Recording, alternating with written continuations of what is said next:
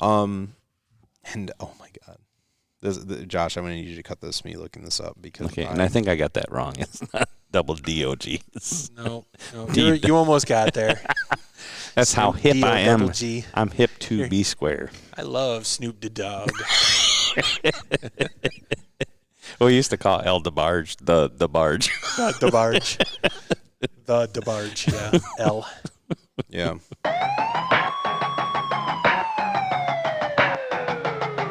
Outside the den, inside the barn. Motor City Pride. We've been waiting long. Mic check 1, 2. Podcast booth tight. Been breaking down plays every Sunday night. From the den, we step to the bar, we roll. Analyzing film clips. How the stories told. Lions on the rise. All right, welcome back, One Pride, to episode 16, going into week 16 of the 2025 NFL season of Outside the Den, Inside the Barn, the podcast made by us Lions fans for all of you Lions fans and you one Philly and one Giants fan out there. My name is Jake. Right next to me is Cousin Lyle. Right down there is Big Brother Josh, as well as Crazy Place Steve, our dad, here walking around, getting his work in this evening. And, guys, we're going to skip the how we're doing. I think, we all know how we're doing after this past weekend. You really don't want to know how I'm doing. I really don't, being the bad little brother I am, or younger brother, because I ain't so little. But we're going to jump right away into this week's Term of the Week. I pass the knowledge down to you. Break it simple, make it true. Every week we build and All right, so this week we're going to talk about the process. Some people are going to be like, what is the process? 76er fans are told to trust the process. Is this the same process you're discussing? Yeah, you can't trust this process. Okay. So, do we even know what this process is? So when we're Nobody referring knows to the what it is. process, the process of the catch, and this has been something that's changed over time. There's been different points in the NFL lore history where the process of the catch has come into question, so much so to the point where everybody just says, what's the process? And everybody knows exactly what you're talking about these days. But the process of the catch is just determining when a reception actually occurs. And there have been different definitions of this. There's been, they've got two hands on the ball and they go to the ground, and then that's a catch. Or there's two steps and a football move that are made, and that's the process. The biggest example that I think a lot of people from Detroit know is a question about when Calvin Johnson in Week 1, Chicago Bears, this was what, 2000? I think 11. No, it was okay. Johnson like wasn't on. Johnson Stafford. Oh no, that was Sean Hill who threw it. But because that was, I think, the year of Stafford's season-ending injury. Right. Yep. So that would be one of his earlier years. I think 2010. But Calvin Johnson catches a ball in the end zone to essentially win it for the Lions. Lands, had both hands on the ball, 2 feet, lands on his backside, and then as he's going down a little bit more, kind of puts the ball in one hand, sets it on the ground, and it kind of squirrels away at that point. Using it as leverage to get up. And goes to celebrate. Yep. Goes to celebrate. Everybody thinks it's a touchdown. I thought it was a touchdown, and I'm yelling on the phone with my friends about, what a great play it was. And all of a sudden, the refs are talking, and you're like, why are they talking? What are they talking about at this point? Was there a penalty? There's no flags anywhere. Nobody can really figure it out until, unfortunately, the referee came on the microphone and said that Calvin Johnson did not complete the process of the catch. So that was something that was debated for a while there. And over the years, it's changed. Okay, this is the process of the catch. If you got to survive the ground is part of it. Then all of a sudden now they're saying, okay, you can still catch the ball even if it touches the ground. But if you have control of it, then it's a catch. And throughout it all, everybody's always saying, what is the process of the catch? And at this point, it's gotten so mixed up that I think I just heard a Carolina Panthers play that happened that it was called a catch, then it was overturned on instant replay, and then the league called Carolina and said, that shouldn't have been overturned on instant replay. That was the mistake that was made. Yeah, I mean, it was a controversial play at the time. I refer to it as a moment that chemically altered my brain forever. So, I mean, they literally, to justify this obscure confusing situation, the NFL established the Calvin Johnson rule, and this was the 2010 season, and this was in effect for about 8 years until this affected a lot of different plays that would happen, a lot of game-deciding plays too. So in 2018, they changed it to require to establish them control, get the 2 feet down or a body part down, and make a football move. And once again, if you watch the replay, and I don't know if we're allowed to show it, but if you can flash like a GIF of it on the screen, it's hard to imagine a guy of Calvin Johnson to catch the ball 2 feet down, butt down, hand comes, he clearly is gripping the ball up here, and then he turns around to celebrate. I mean, we see guys, walk in and immediately chuck the ball away. We've seen players who do it too early on the 1 yard line. It happened that last game. I thought, he dropped the ball. Nope, scored a touchdown. Yeah. What's the ball doing in the air? And once again, you can argue, right? Like, first of all, should he have been down at the 1? The guy was physically touching him, right? Talking about Colby Parkinson on the Colby Rams. Parkinson in the Rams game to lead into that. But then also, it looked like the ball came out and hit the ground. And it doesn't matter if the ball comes out before you have full possession of it, which he did not, because he did not complete the process, then that should have been an incomplete pass. And that was a huge game-swinging play. But we'll get more into that in a moment. Thank you, Cousin Lyle, for that breakdown of the process and reopening old wounds and bringing back old trauma as Detroit Lions fans. They're fresh wounds, though. They are fresh. All right. Montgomery running through the defensive wall. St. Brown catching every single call. All right, so unfortunately, I think we all want to just forget about what happened this past Sunday, but we do have to talk about it. This past Sunday, December 14th, our Detroit Lions unfortunately fell to the Los Angeles Rams. Refs. The Los Angeles refs. Oh, man, sorry, there was a glitch right there. And former Detroit Lions first overall pick, Matthew Stafford, a score of 41-34. If you're doing your math properly, that is a 7-point differential. That means the Lions lost by a touchdown. And in that first half, I think we were all pleasantly surprised. We were dominating. I wouldn't necessarily go so far to say dominating, but we were playing the superior brand of football. And the Rams, I think a lot of people, and I would lump this into it, although the Broncos really made a solid claim for this. Going into that game, the Rams to me were the best team in football. I know they dropped a game to the Panthers the week prior, but everybody gets a stinker a season. But to see the Lions play like that in the first half, like the defense to step up and make plays. Yeah, they let up 17 points in the first half, but at the same time, like they were playing fairly complimentary football, and that just really fell apart. And that really started from that Colby Parkinson touchdown. And then immediately right after, what would happen, Lions get the ball back after the kickoff. Jared Goff throws a beautiful bomb to J-Mo, and he doesn't catch it, and then, oh man, the cornerback goes and grabs J-Mo's arm as he's reaching up to get the ball, very clearly interfering with the play. No call. It was fairly obvious. I think at Ford Field that may have been overturned because the Lions offense would have stopped. It definitely would have played on the screen a couple times. Who knows what would have happened.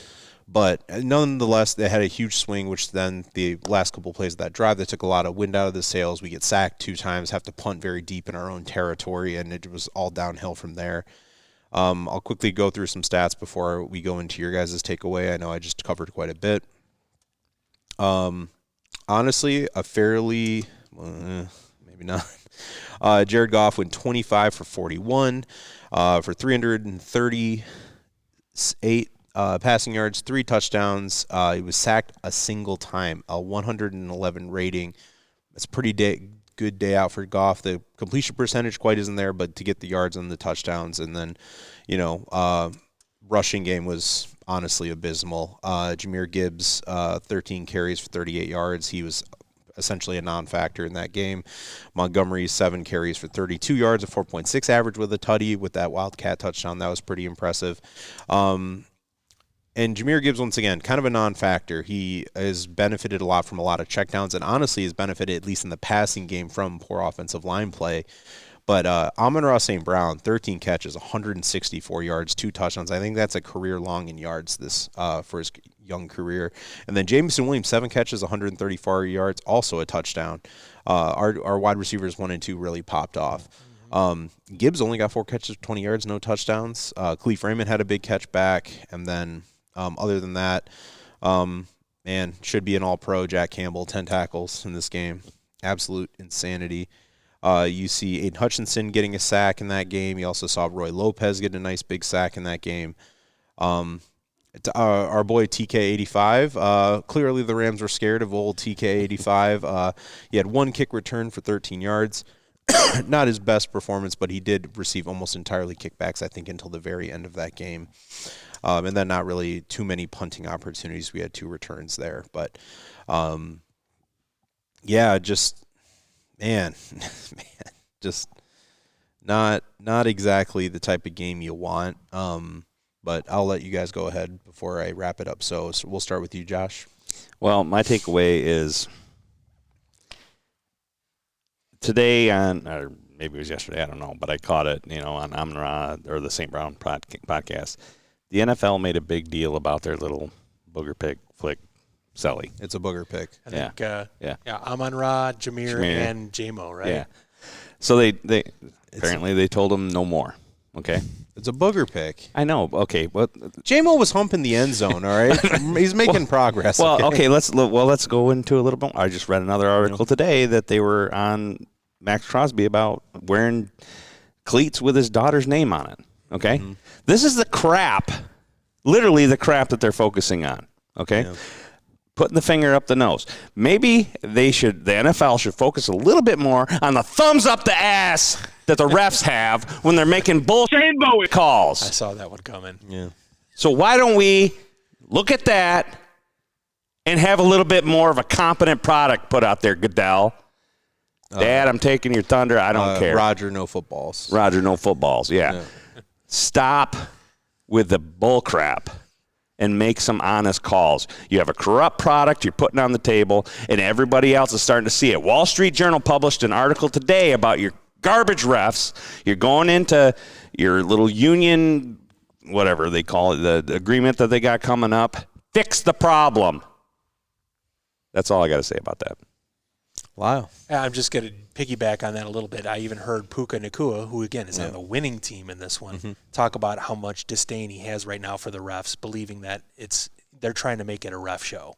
Yeah. So, this isn't something that is just sour grapes. It really is a problem with what the referees are going through, even talking about what we talked about with the process of the catch. And I still don't understand. He had control, but then he lost control, but then he regained control. While his back was literally outside of the Yeah. So I don't know. But, what I will say about this game is that, again, I did not expect the Lions to win this game. I had the Rams winning this game. But it is something where you feel like the Lions, they have a shot. And when they come out in the first half and they do what they did in that first half, you feel really good about their chances and the fact that they're at least going to be in it right up until the end. That third quarter was a killer. Questionable calls or not. Momentum shifters. There were questionable calls.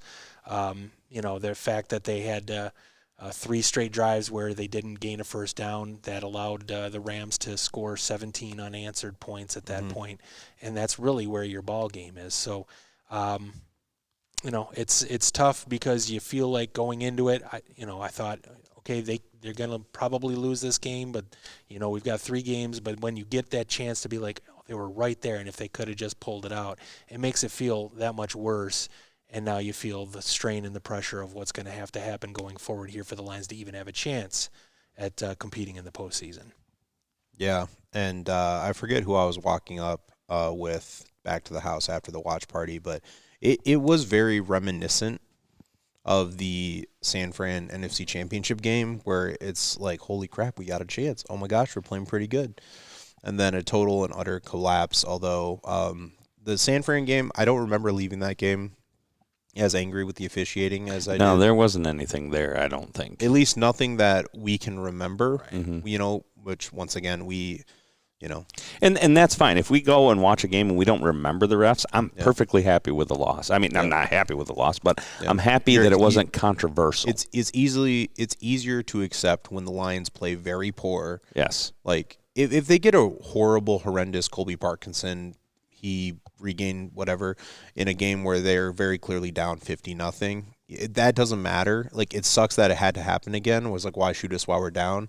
But you can at least point to it saying, well, they got a free touchdown they didn't need because we were already sucking. But the fact that it was such a close game, the fact the Lions came out on all cylinders, and, the Rams are one, if let's say they lose that game, they're one win away from a playoff spot, right? They clinched a playoff spot. Yeah, the NFC West is competitive, but there's a lot of other good storylines of players coming back, players playing at full strength. You got Sam Darnold once again leading the Seahawks, doing well.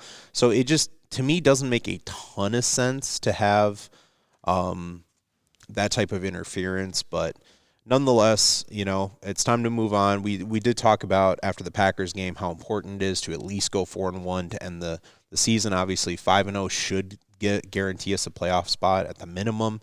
4-1 should give us a good shot to it, but at the same time, we are now at a point, unfortunately, we are relying on a lot of other teams or other results to dictate what we can do. It's very similar to the Aiden Hutchinson rookie year, where because the Rams, I think, lost that game, that at the 4:00 slot, it eliminated us from the playoffs, but we still said F it. We're just still gonna make this. So the Packers, yeah, exactly. So,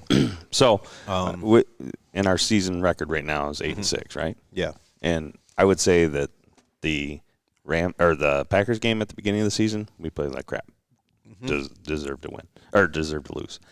Then the Philly game, it's a different game. I think if it's in a dome, very different game. Yeah. So that wasn't a ref impact. Yeah, the other four. Yeah, the Chiefs game. I wouldn't have minded no pass interference on that last play of the Philly game, but yeah, okay. yeah. But the oh Chiefs, my God, I totally forgot. I know, but that's the thing is, there's they so just many stack them on There's top so of each many other. of them. Yeah, I looked it up today. Like I said, before we started, I looked it up. Top 25 worst officiating calls of the NFL. They had 23 honorable mentions. Exactly. Yeah. So, but the Chiefs game, no penalties against the Chiefs. They finally called a penalty against the Rams. So apparently, we're the only ones that play a crap game. We're penalty-ridden game. And, obviously the Packers game on Thanksgiving, two very important controversial calls. And even though we won that game, come on, it's a safety. You changed the angle of the damn camera to make it look like it wasn't. Game, yeah. So, again, you've got 1,000 cameras in there. You're testing my body temperature to see how pissed off I'm getting during the game. Get the calls right. Yeah. It's a simple thing. Yeah. I mean, it's just very unfortunate because with the way that technology has advanced so rapidly in the last 40 years especially, and there's so many cameras and the amount of eyes watching the game, as well as, them building bigger and bigger stadiums and smartphones becoming more prevalent, is that you can't really, at no backlash, you can't really, the NFL, in, for example, the Cowboy eligible, game a couple years ago, you can't really fully just blindly back up the refs when there's video evidence very clearly or you're unwilling to prove it, because everybody can see what happened and there's so many angles and there's so many real-time moments, and almost every inch of an NFL game is documented in some aspect. They have mics on players, they have mics on the refs, and it's just very frustrating because it does happen.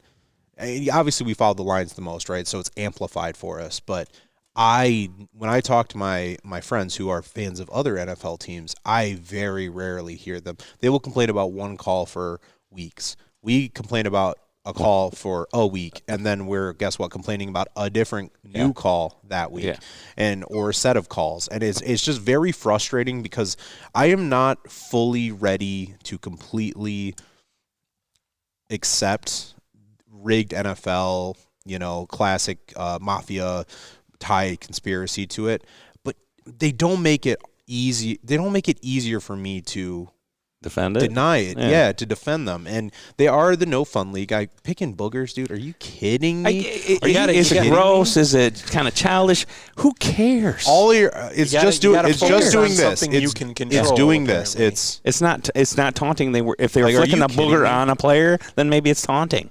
But it wasn't. You know what's arguably more disrespectful and worse, and every team does this, and near the end of a game, they get either in the stands or on the field, and they just start waving at the fans. Yeah. That's not that removed, the opposing fans, right? That's not that removed from flicking them off. CJ Gardner-Johnson, screw you. You kind of effed up that game after you did that.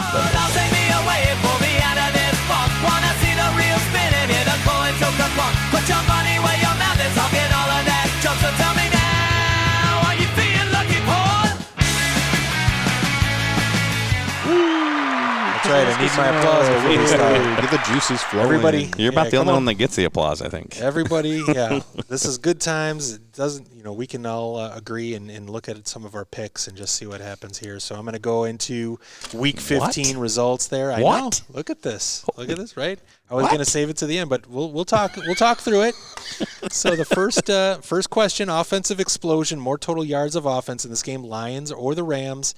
The Lions had a very good game. They had 396 yards of offense, and again, 34 points usually does the trick here in the NFL. But the Rams, again, they kept up the pace that they've been setting here lately, being one of the favorites to win the Super Bowl now. 519 total yards of offense in that game. So the Rams came out on top, and unfortunately, we all had the Rams in this one, so we had a feeling about this. So we do all get the chip on that one, but we're not feeling so great about that. Question number 2, sack attacks. More sacks in this game, the Lions or the Rams? Lions actually ended up with it 2-1. 2-1. We had, I think it was, like you said, you had Roy Lopez had one early on there, and then you had Hutchinson with the sack, and I think we were thinking maybe it was going to be a half sack with Anzalone or somebody else, but it ended up being Hutch's sack there. So that's 2. The Rams only had 1 sack technically in this game, even though the refs kept sacking them back on different plays. You need to add that as a column, the refs. So the Rams only had 1 sack there. So by virtue of 2-1, 2 is more than 1. The Lions win it, which means that Josh, who had the Lions, gets the chip on that one. Woo! Jake, you had Give him a even, bullet, Blue. so you were real close there. One off there. And I had taken the Rams there Also, to even it one out. off. One off. Oh, well, flip, I guess, too. But, But, 1.5. 1.5. So that's Josh getting the chip there. Number 3, the all-pro wide receiver battle. Amon-Ra St. Brown versus Puka Nacua. Total yards of reception and receiving yards here was quite a battle, actually. It was. Amon-Ra, as you talked about, 13 catches for 164 yards and 2 touchdowns. Career high, I believe, in a game. However, Puka Nacua was a beast, as he usually is in these games. Set his career high, I believe. Yeah, 9 catches for 181 yards. Ooh. So even though Amon-Ra had the 2 tutties, this was all about the receiving yards. Puka Nacua takes it, which means that Jacob and Josh, who took Puka, get the win there. I took Amon-Ra St. Brown, so I take the loss there. I'm not clapping for that one. And then finally, number 4, the mystery position, catches by Lions tight ends over or under 1.5. Do we have any? It was the mystery position, indeed. It was 0 catches from our tight ends in this game. I don't know if you guys remember when we were at the watch party, though. They had a really interesting graphic, and I believe it was through at least 1.5 quarters, if not through the entire first half. Jared Goff did not have a single either pass attempt or completion to a running back, tight end, a non-wide receiver, which was really interesting because, you see a lot of checkdowns. But then we also saw some pretty good protection, especially in that first half. I mean, he got sacked once against one of the absolute best front fours in football. So yeah, and I think maybe it was part of the Rams' strategy because obviously they were focusing on Jameer. They wanted to make sure the run game was being shut down so that as long as Goff had time, I think they were exploiting some one-on-one matchups between Amon-Ra and J-Mo here because, there was, again, there was 20 catches by Amon-Ra and J-Mo combined in this game and only 5 catches by anybody else, 4 of them being Jameer and 1 was Khalif Raymond. So that was your total catches, which means, again, no catches by the tight ends. Jake and Josh, you both took over on that one. I took the under, so I take that there. So for the week, both Jacob and I had 2 out of 4, so we broke even. And Josh, I kind of 3 out of 4. I'm kind of mad. Because I would prefer the W. Yeah. But you did get 3 out of 4 right, which is, something that's maybe a new trend for you. So you let's won see. Theoretical money. If you've That's got, good. I know, but I got to come up with a new strategy that gets a W instead of B. Yeah. the luck. Let's see if the luck continues in Week 16 here, going against the Pittsburgh Steelers. So for the first question here is Haya Waska Aaron. So Haya Aaron, over or under 225 yards passing in this game by Aaron Rodgers. So on the season, Aaron Rodgers is averaging right at 200 yards per game on the year, and he has only gone over 225 yards, which is the stat we've got here, one time in the last 7 games. However, the Lions, their defense is giving up 231.1 yards per game through the air on the year, but they are over 300 yards given up per game in the last 306.7 to be honest with you. And again, all pro safeties out and some struggles up front are having some causing effects of that. So in this game, the man that we sent packing out of the north coming back into the den, is Aaron Rodgers going to get over or under 225 yards passing in this game? We're going to start, as always, with Jake. If Kirby Joseph was playing, I'd say under. And the Lions, once again, have a pretty good run defense, which generally makes teams pass on us, and they've obviously had a lot of success. Rodgers is due for a second one. I dislike the guy as much as I dislike most other people, not just NFL players. He is a very frustrating individual to acknowledge and just see him do anything. But at the end of the day, I think it's over. It's just where the trend's going, and he's a former MVP, and unfortunately he can put together a good game against a lacking secondary at the moment. Yeah, certainly understand the points there. Josh, are you going to agree with Jake on this one? I initially was going to, but I'm changing my mind because of it's going to be a home game. It's like you said, he's a hard person to like anymore, and I think he kind of fell out of the NFL graces with all the COVID stuff and all that. So I don't think they're going to give him the benefit of the doubt anymore. So I think he might actually complete so many yards, but I think that some of them are going to be turned over based off of holding calls or something like that. So I'm just going under just because I really don't like the guy. Well, hey, the Lions don't lose 2 games in a row. And that too. And if the refs feel like they screwed us out of a game, they're probably going to give us a little gimme call, It better be a big gimme call. Yeah. Or 2, or 3, or 4. Consecutively, preferably. So maybe some makeup calls there leading to the under from Aaron Rodgers. So Jake's got the over, Josh's got the under. I can have my pick here on this one. I do think I'm going to go with the over here. I do think that there's just too many bad things happening in the secondary right now. The safeties, I'm not even sure who's healthy at this point to play in the safety position. Cornerbacks have been, a little hit or miss. DJ Reed definitely having some issues covering, and that feel like he's been getting targeted a little bit. I do think that there's going to be some points scored in this game, and I think that Rodgers has definitely been a little bit on the upswing, despite the fact that he's only got over 225 yards one time in the last 7 games, so I'm going to take the over there. Kirby might just come off from the sideline just to pick him off, just for, nostalgic. Yeah, at least hopefully he just reminds him who's your daddy with a look across. So we'll see. Number 2, tackling machines, more combined tackles. Jack Campbell and Alex Anzalone, or Peyton Wilson and Patrick Queen.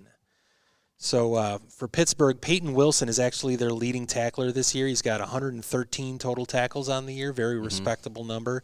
His linebacker mate, Patrick Queen, formerly of the Baltimore Ravens, came over in a big deal for the Steelers. He's second on the team with 106. So combined, there are 219 tackles between the two of them.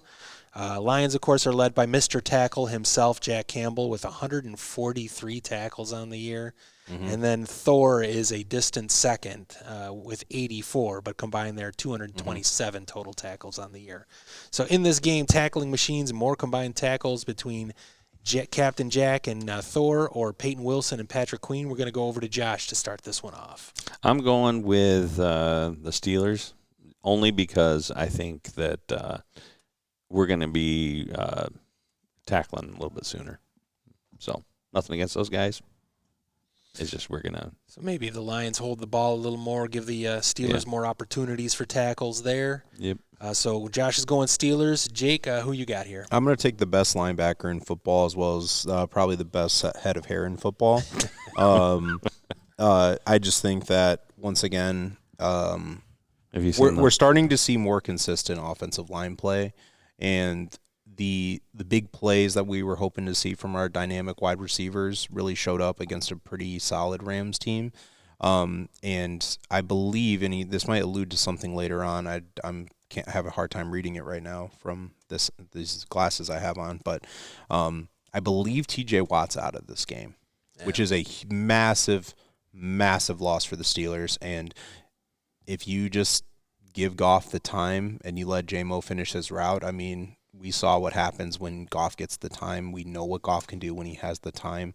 And and Campbell is he's another world talent. I don't care what anybody says. He is an all-pro level player. He will get snubbed this year because he's not playing on one of the best. He's playing on one of the worst defenses right now, but he is an all-world player.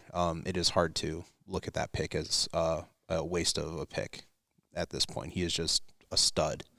And the NFL is starting to talk about it now. I've noticed it in some talking heads. They're finally acknowledging Campbell's level of play, which, to be fair, has elevated every season. But all right, so once again, we've got a difference of opinion here between Jake and Josh, which allows me to take what I think is going to happen here, and I'm going to go with the Lions as well on this one. I think that the Steelers' offense is a little bit more of a condensed offense. They've got a lot of big guys. They don't spread you out very much. Yeah, they just got really DK out on the outside. So I think a lot of things happen close to the line of scrimmage, which gives Anzalone and Jack a chance to make more plays, I think, in this game. So we got 2 on the Lions and 1 on the Steelers on this one. The next one that's up here on the casino, the real dynamic duo on Detroit's offense this year, Amon-Ra St. Brown and J-Mo, over or under 15 combined catches in this game. So on the year, the Sun God is averaging 7.23 catches a game if we throw out that Thanksgiving Day game that he didn't really play in other than the first series. J-Mo, on his side of things, he's actually caught exactly 7 passes in each of the last 3 games. The Steelers secondary, which is led by Joey Porter Jr., famous Steelers legend, then drafted at the top of the 2nd round. The son of a former Steelers legend. Yes, what did I say? You said a former Steelers legend that was drafted. That's where I was going. I got you, buddy. And dunked on. And Jalen Ramsey, who's been a playmaker throughout his career, even though he's been on a few different teams. They allow an average of 24 catches total in a game, so it's not that many. But what I'm looking for here, the Detroit 1 and 2, and again in that last game they combined, I think, for 20 catches in that one. So are they going to combine for over, under, or I guess you can pick even 15 catches in this game? Jake, what do you think?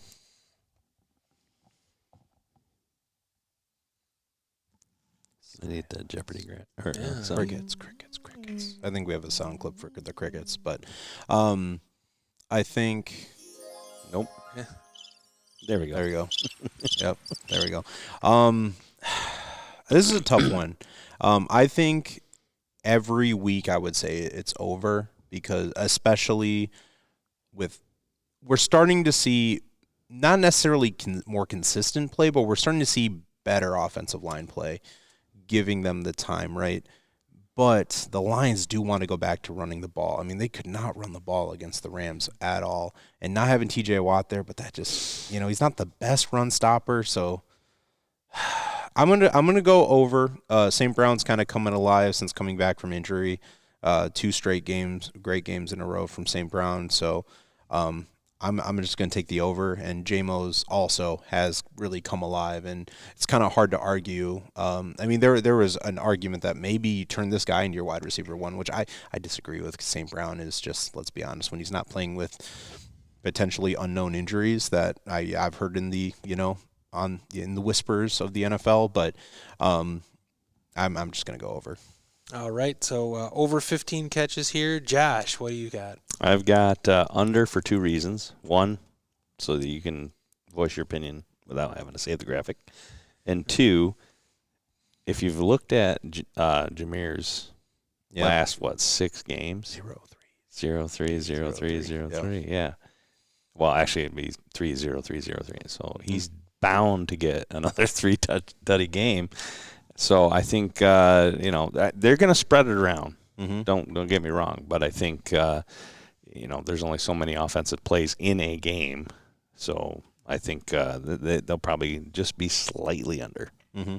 So that's my reasoning. All right, so we got 1 on the over, 1 on the under. You guys are disagreeing a lot this week, giving me an opportunity to take what I'm going to take here. We're brothers. Familial strife. All right. You know what? I'm going to go for the gusto. Let's go even. Didn't see that one coming. Boo. That's a plot twist. The centrist over here. Plot twist. I see Amon-Ra with 8 catches. I see Bruce J-Mo Willis was dead all along. 4th week of J-Mo 7 catches, 15 on the nose. So we've all got one to cheer for in our own right here. Finally, number 4 went a little bit off script for this one. Who scores more? Lions and Steelers combined game points, or Michigan State University first half men's basketball points in their Saturday game against the Oakland University Golden Grizzlies. The Jokeland Golden Grizzlies. That's as Philly Zach, alumni of their master's psychology program, would say, Jokeland University. Quick tangent before you get into the stats. A couple years back, Zach and I went to an Oakland versus MSU basketball game. It was maybe the single worst basketball game I've ever seen. Nobody could hold on to the ball. There were, I think, close to, I'm not even kidding, probably 35 turnovers in that game between both teams. And it wasn't like, they stole the ball from Oakland. It was like, no, they just couldn't catch the ball. It was horrible. Sorry, go into your stats. No. Good news. So yours truly will be at the Michigan State Jokeland University. I was at the Toledo game last night. Yeah. So. Were you? Yeah. Okay. Close. Yeah, they're playing down at Little Caesars Arena on Saturday afternoon. Cool. So I'm going down there with some of the Red Cedar message board tailgaters that we get together for the football games for. We're going to be all down at LCA and cheering on the Spartans as they take on Greg Campy, maybe one of the only coaches out there that's been with his program longer than Tom Izzo's been with his program, and watching Michigan State there. So on the year, since we all know about the Lions, I don't have to throw any Lion stats out there, but for Michigan State, they are averaging 77.9 points per game so far against some pretty good competition. They've already played Duke, they've played Arkansas, Kentucky, North Carolina, beating them all except for, unfortunately, those Blue Devils this year. And then on the flip side, Oakland University, they're giving up 85.1 points per game on defense. And they've actually played a pretty tough schedule, too. They've played Michigan, Purdue, and Houston, which are all 3 teams in the top 10 in college basketball right now, and they're about to play the number 9 Spartans. So they're taking on some tough teams as well. So again, the question at this one: Lions and Steelers combined game points at the end of the game versus what Michigan State scores in the first half against the Golden Grizzlies on Saturday. We're going to kick it over to Josh to figure out if he can determine which one he wants to go with here. I think it's going to be MSU Jokeland is going to be higher, just because. All right, so Michigan State's going to have to score more first-half points than the combined points between the Lions and the Steelers. Jake? I'm going to go with MSU as well. A MAC school, and what is Oakland? They're the Horizon League now? Horizon League. Summit? I'm not sure. Basketball schools are really interesting because you get teams like St. Mary's and stuff that are pretty solid for being a smaller school. You have VCU, that is okay. But at the same time, MSU was just kind of scoring at will. Fears is playing really well. Kohler looked great last night, and but at the same time, they don't have a lot of 3-point shooters. Right. This is a very classic Tom Izzo team. They got I'm a handful happy of shooters. they aren't relying on the three. That was, I think, with the couple of last 2 years, I think. My only concern, not to go too much into basketball, my only concern with that is as far as like a playoff run is some of the running gun teams, if the Spartans do fall behind, how fast can they score and catch up? Once again, last year's Lions team, for example, they very rarely played from behind, but they had the line and the playmakers to be able to, kind of fire back really quick, like we almost saw in that JMO no call. Lions were about to strike back right after a demoralizing, horrible call by the refs. But I'm going to go with MSU. I mean, they're a very good team. It's a very classic Tom Izzo team, and they got some good players on it. And the Steelers, once again, the Steelers and Lions game could end up being a very low-scoring game. I don't think it will be. I think I could see the Lions dropping a lot of points, especially with TJ Watt out. And the Steelers got some aging players on their defense. And the Lions have a very young offense. So we will see. We will see. All right, so we got 2 for Michigan State, first half points in this one. So, again, it comes down to me. Am I going to pick something different here and give an opposite side here? Michigan State's offense, like you said, you went to the game last night. They scored 52, I think, in the first half, so they really lit it up. And they still didn't look that great against a MAC team. So right. So they've definitely got the capability of putting a big number up there. I'll go ahead and I'll take the Lions game, and I'll just saving it. See if maybe there's some points there that are going to be scored that are going to exceed what the Michigan State comes out with. So I've got the Lions different on that one. That is your Week 4 or your Week 16 4-pack from Cousin Lyle's Casino this week. I'd like to add a 5-pack, actually. Ooh, whoa, breaking new ground here. Yes. Dragging it into this one I'm throwing out there. The over-under on the number of refs you suck chance from Lions fans. That's a good point. And I'm gonna say you'll have to keep track of it because I won't be at the game on Sunday. That's right. I heard. Yeah. So I'm gonna go 1.5. Yeah. Refs you suck. 0.5 refs you suck. It might even happen when they come out the tunnel. That counts. Any time. I prefer any time refs you suck. Yeah, anytime. You know what? Over under 4.5. I think that's a good line. 4.5. I think is a good line. So I feel like the Lions fans are going to have a itchy trigger finger on this one. So I think I think you're going over on that one. Mm-hmm. So we're all over. Yeah, I think so. We're all taking the over there. Yeah. Overall, perfect. All right. That is the casino for this week. Good luck, and may Lady Luck follow you wherever you may go. Cousin Lyle's Casino. Montgomery running through the defensive wall. St. Brown catching every single call. Playoff bound now. All right, so let's stop talking about the sad stuff. We enjoyed a little trip into the casino. Some of us broke. 2 of us broke even. Oh, yeah. There we go. I like it. Somebody won money last week, unfortunately. I did not actually in betting, but we're not talking about Jake's lock of the game yet. However, let's move on towards the 4:26. Actually, I thought it was a 1 o'clock game. Didn't realize it was a 4:30 game. But, yeah, the 4:26 kickoff time for our Week 16 game. The Lions are going to host the Pittsburgh Steelers. The Pittsburgh Steelers! Steelers going to the Super Bowl. I just read today that they're opening the gates at 1 o'clock or 1:30, so that's a full 3 hours now, as opposed to 2.5. There you go. It's Party Central in Detroit. True. After last week, crazy. But so Pittsburgh Steelers, they have after a stint in New York, they now have former Green Bay Packer, former NFL MVP, former Super Bowl winner, Aaron Rodgers, the Enigma himself, the liar himself, the smug something himself. I'm trying to stay a little family friendly. Not a big fan of the guy. I'll do personally. it. I'll do it. Asshole. Yeah, there we go. I like that. That Shane Bowen, piece of Shane Bowen. But yeah, I might bring that clip back. yeah. So I won't say how I really feel about the guy. I just don't like him. But yeah, so the Lions, once again, they beat the brakes off the Cowboys a couple weeks ago. They put up, let's be honest, it didn't feel like a 1-6 score loss by the end of that game against the Rams, but the Lions still put up 34 points. They're still leading the NFL. They're still leading the NFL in points. The Lions open up a 6.5-point favorite early, and we are recording on Wednesday the 17th, so that's still quite a couple days. That line is going to move. But the Lions open up as a 6.5-point favorite. They are favored by a touchdown and an extra point right now. Their money line is currently at a minus 335, so people are expecting a big win there. And then point total is at 51.5, so they are expecting some points scored in this game. I think everybody and their grandmother thought that there were a lot of points going to be scored this past weekend in the Lions game, and there was. Yep. And there was a lot of points scored around the NFL overall. This was a very high-scoring week. Yeah, at least certain teams did, right? There were a couple 30s to. We were still the highest one, right? I believe so. Total points, yeah. It's hard to beat that. Lions open up a favorite.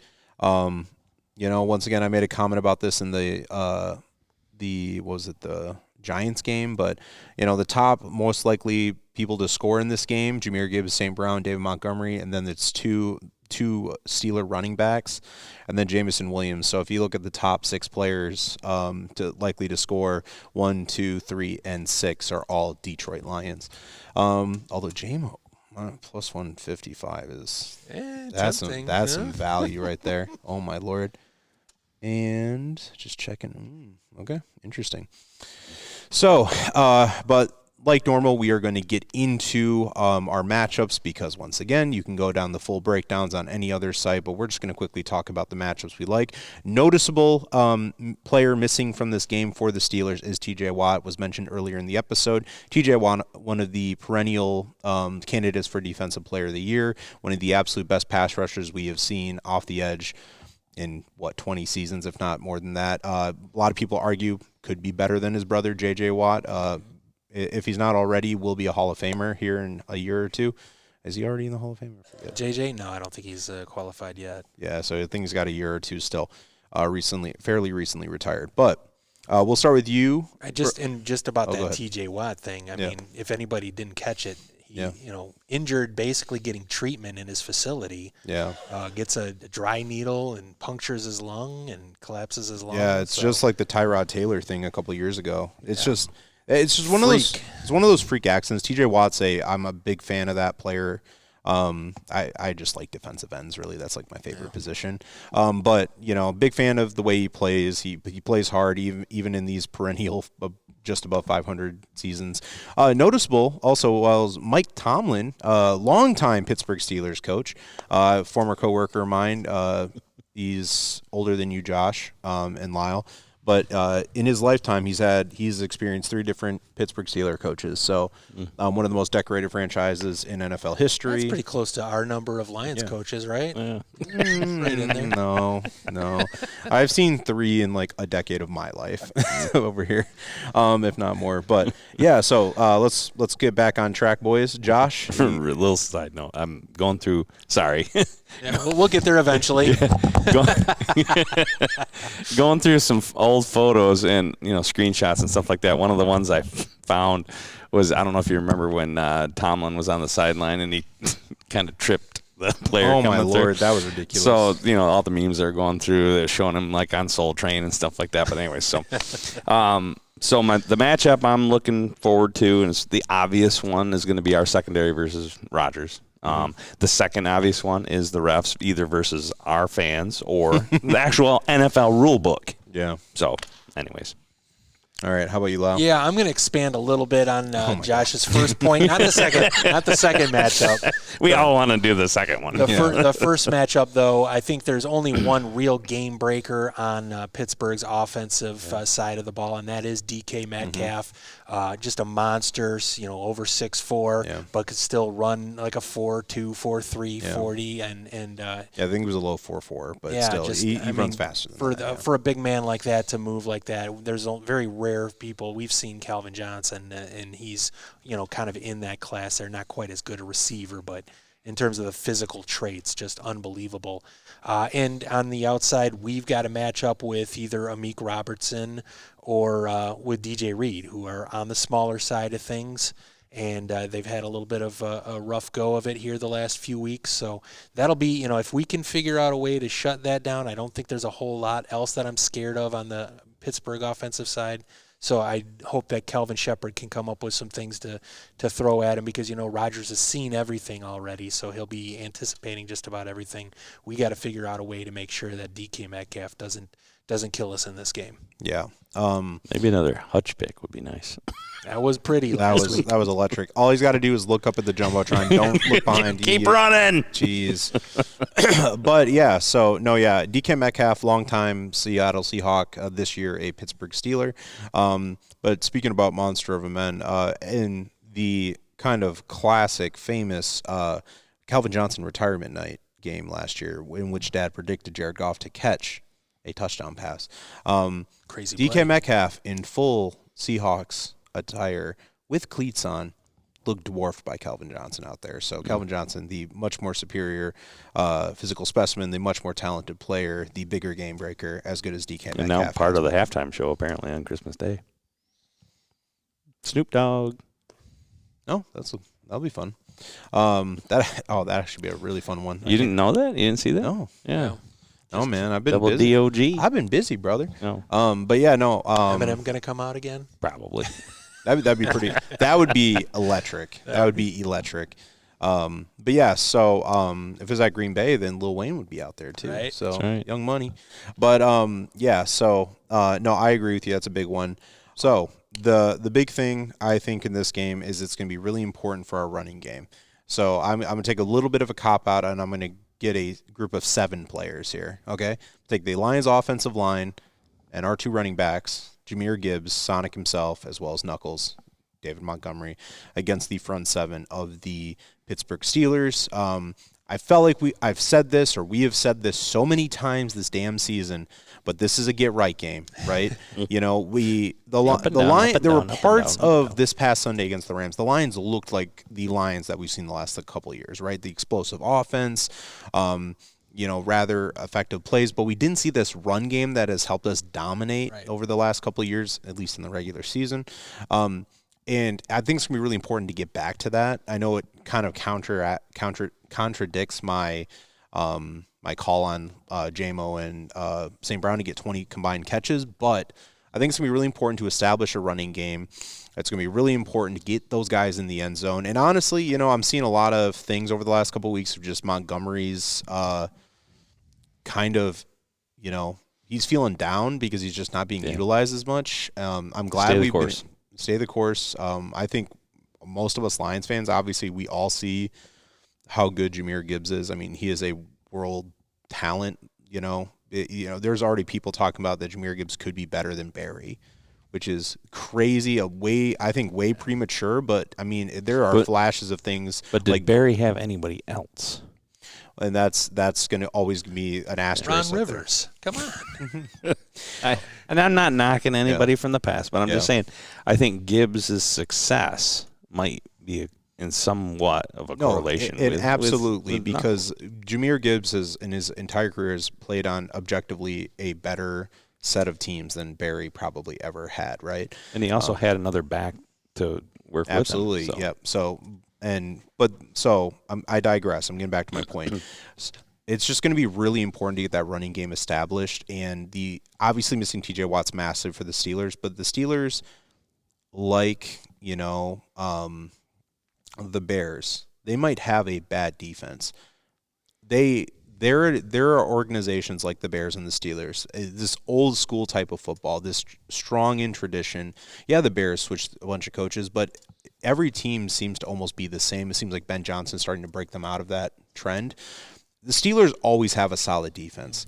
There's jokes about Mike Tomlin as a coach, and he just can't do it. He's just, getting over 500, barely making the playoffs, collecting a check. He still has never had a losing season as an NFL head coach. That's crazy. There's one or two coaches, and there's one coach between him and then whoever coached the Steel Curtain in the 70s. Right. That's insane. It's like what? Chuck Noll. Yeah, Cowher. And then Mike Tomlin. So it's like there's just there's got to be a focus on the running game, and I think that's a huge matchup. Let's see more consistent offensive line play. Let's see them protect Jared Goff. Let's see them help Montgomery. And we saw it when Montgomery does get the ball. Is if he can just get past the defensive line with a good block, he's going to make that linebacker or those safeties or that corner get punished. He is going to punish them. He is hard to bring down. And Patrick Queen, he can ball, man.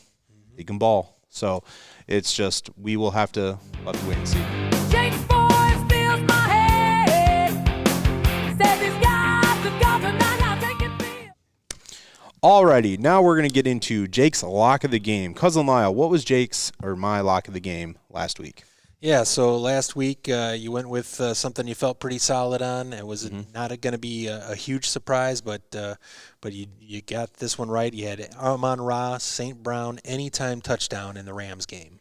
Mm-hmm. That was the first one, right? And it came up, very first one. So back on the first touchdown. The first touchdown and I think the fourth touchdown scored. We might have some video of that. Hold on. If so, then I'll show it. If not, There you go. Let's go. All right. So Jake's back on the winning sheet for that one. Yeah, and just to let you know, again, for the year, 8 out of 14, if we're throwing out one that was an early injury penalty, so you got that so a little buyback asterisk. bonus. Yeah. That's not too bad. 8 of 14 right now. That's not too bad. So we're gonna get a little too big for my britches here. All right, time to get spicy again. But we got some statistics to back this up here. Certain player has been transitioning, not scoring a touchdown to scoring 3 a game. I'm not going to go so crazy to say 3, but I will be crazy enough to say 2. I'm going to say Jake's lock of the game for this Pittsburgh Steelers game is going to be Jahmyr Gibbs, 2+ touchdowns in this game. So he needs to score at least 2 touchdowns. That can be running or receiving. Passing touchdowns, unfortunately, don't count. He has to physically cross the goal line with the ball.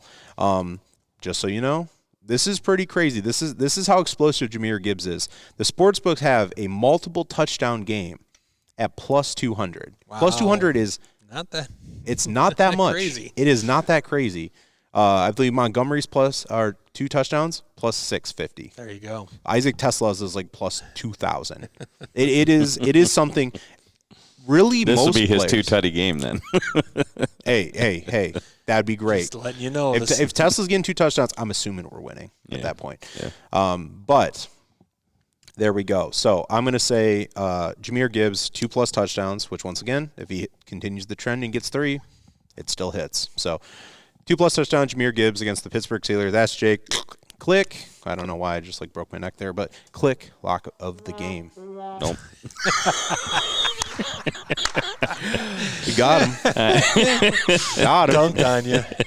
Hold on. Go ahead, Josh. Dunk on me. What? Dunk on me, bro. All right. You bum. All right. Something's gonna rise. We're gonna feast. We're gonna feast. 55. All right. So before we get into Steve's crazy play of the game, we are going to talk about our score predictions for this week against the Steelers. So I'm going to start with Cousin Lyle this game. All right. So, again, last week I did pick the Rams to win the game, so I was right there. Unfortunately, not to my, what I like to see. I want to shout out my coworker, Steve Hook. You told me that I was going to be dead wrong on that. All right, and you go with your son, Tommy Steelers, because your son, for some reason, is a Steelers fan. Just letting you know that I meant to mention that earlier. Steve, you were wrong. I was right. Yeah. So, nana, boo-boo as far as that goes. But in this game here, I am going to go back and start pushing for the home team. I think that this is a game that the Lions need it. I think that they are the better team. I think they are home. I think they do play with a sense of urgency here.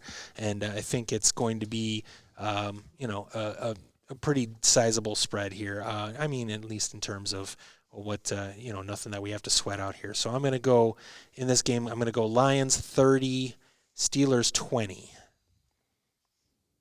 Big brother Josh. I think we're going to put up 42 Lions. And the Steelers are going to put up 17. 42-17, Detroit Lions. I'm not going to go with 50 burger because that's screwing me the whole season. So, yeah. Well, thankfully you're going to get that 50 burger, but I'm not going to predict that. I'm going to say Lions 31. Josh, I like that Pittsburgh Steelers 17 there. So I like that. We're going to see some nice ball movement. We're going to see some defensive stops. I'm expecting at least one Aaron Rodgers interception. I think to Derek Barnes.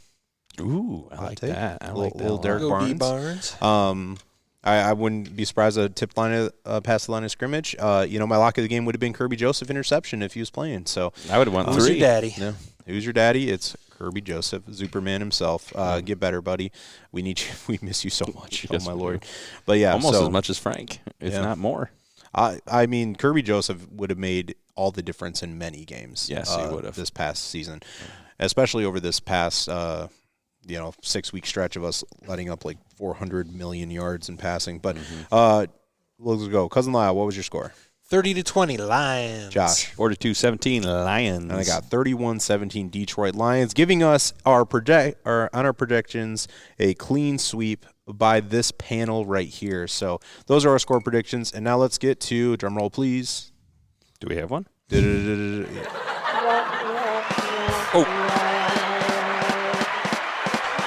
It's all a mess. But now we're going to get to Steve's crazy play of the game. Make on your way down, Dad. Steve's gonna blow your mind away. All right, time for Crazy Steve's crazy play of the game. Let's go, Dad. Woo! Crazy play of the Steve. Crazy play of the Steve. Crazy play of the Steve. All righty. Happy Festivus, Still everyone. looking for those 50 viewers to get him a jersey. That's true. So that you recognize him if you don't recognize him. I'll be going to the game against Pittsburgh, so you never know. Pittsburgh, is that what I said? Pittsburgh. That makes sense. Anyways, one shout out, because I like to start out that way, is to Aiden Hutchinson. Yeah, heck go of a ahead. That one interception, I've never seen a better one like that. Really, it was awesome. How he was able to catch that, it was amazing. And I think as a leader, one of the leaders of the team, hopefully they'll show that play over and over where the other guys will learn how to get their hands on the ball, intercept it, hold on to it. Be nice. We need that. We need that. So Hutchinson has showed them how to do it. Now go out and do it. So shout out to him. Now a negative shout out is to Jared Goff and Dan Campbell. Uh-oh. And they did Tough love time.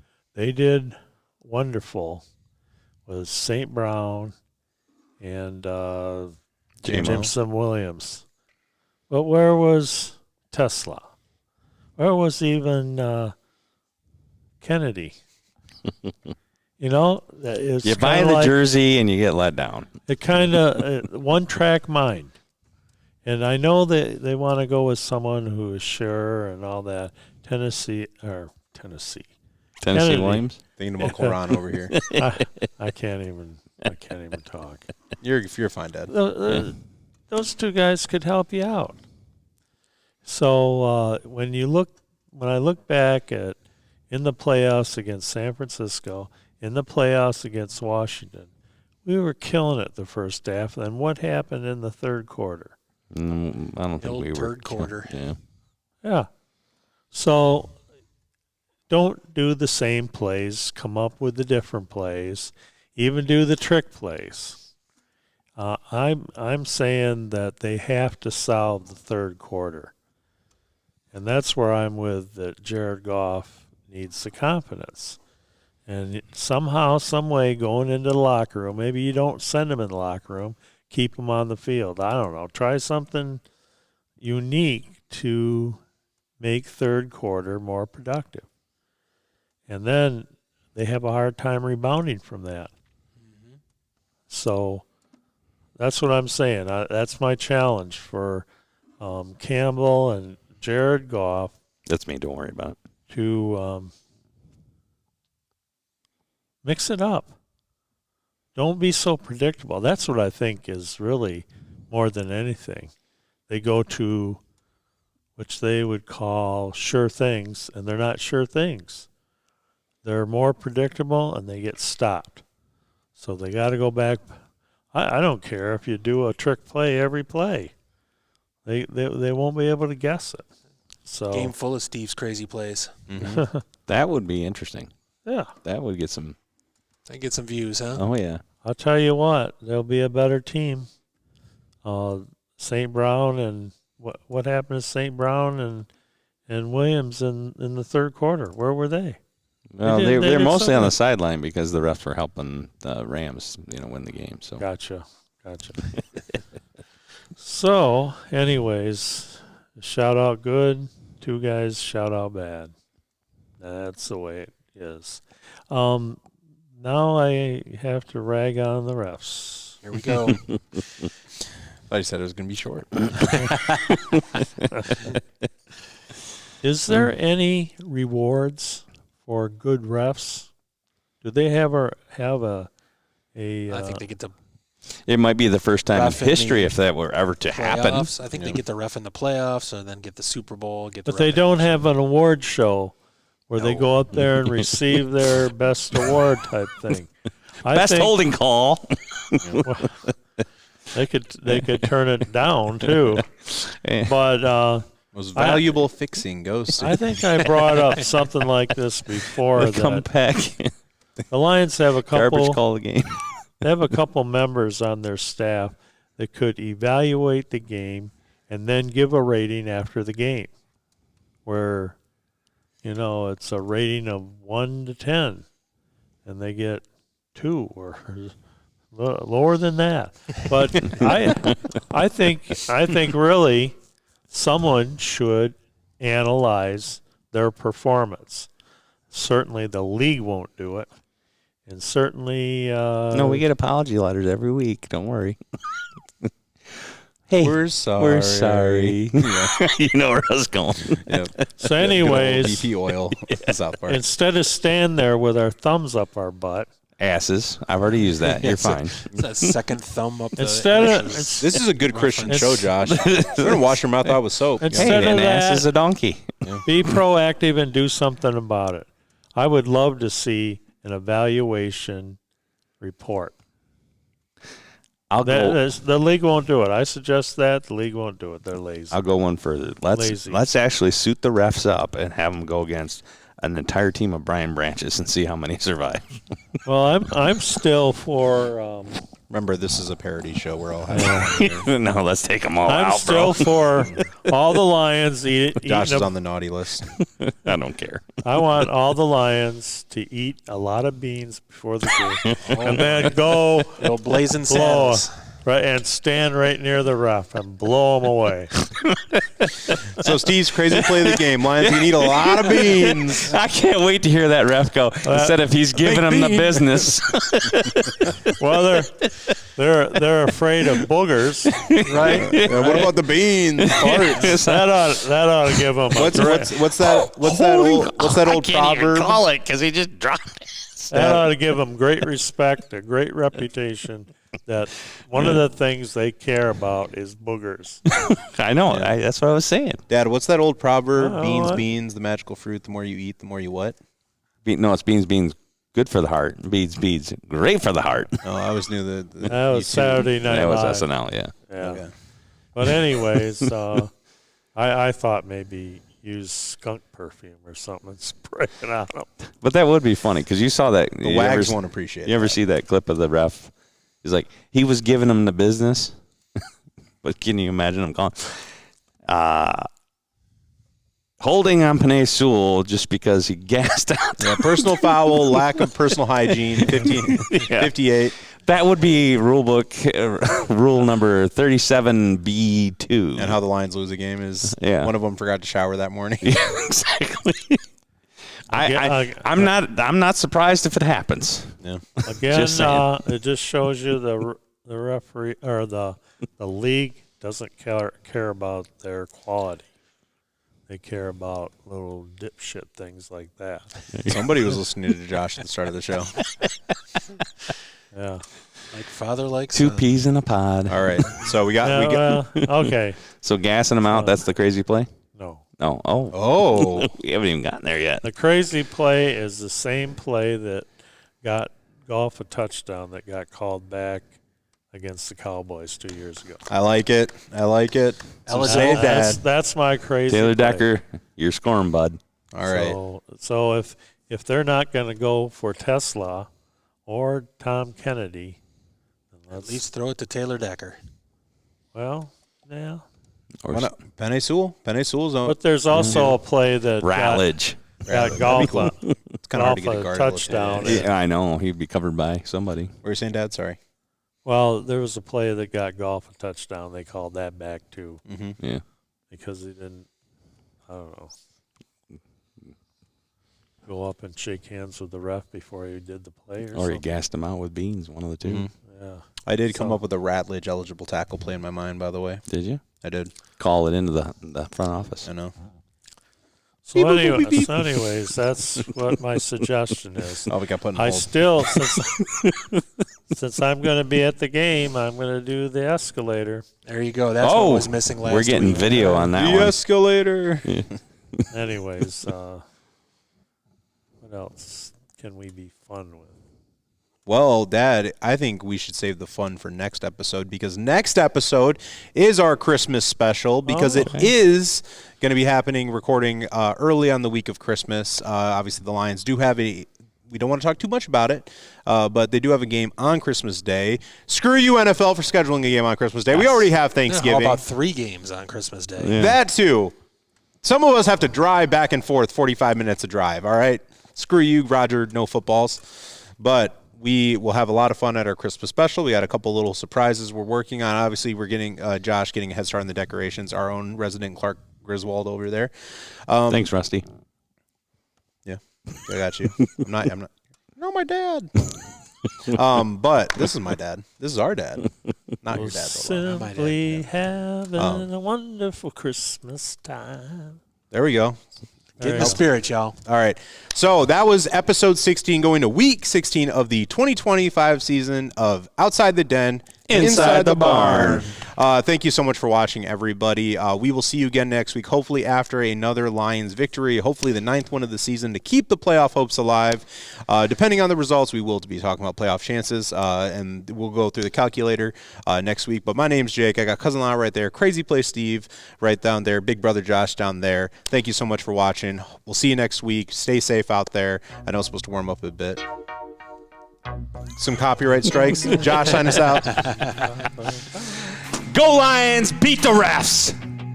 And the Steelers and Aaron Rodgers. Good night, everybody. We'll see you next week. Podcast over. Signing off tonight. Wyatt Intimation. Everything's alright.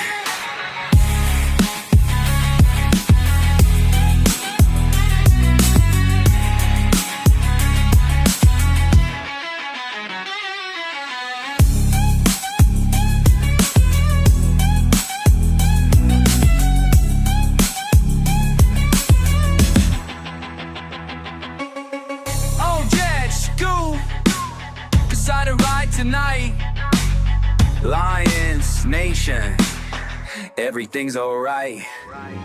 And the fans are all uniting. Ford Field's aglow with the score. Let it roar, let it roar, let it roar.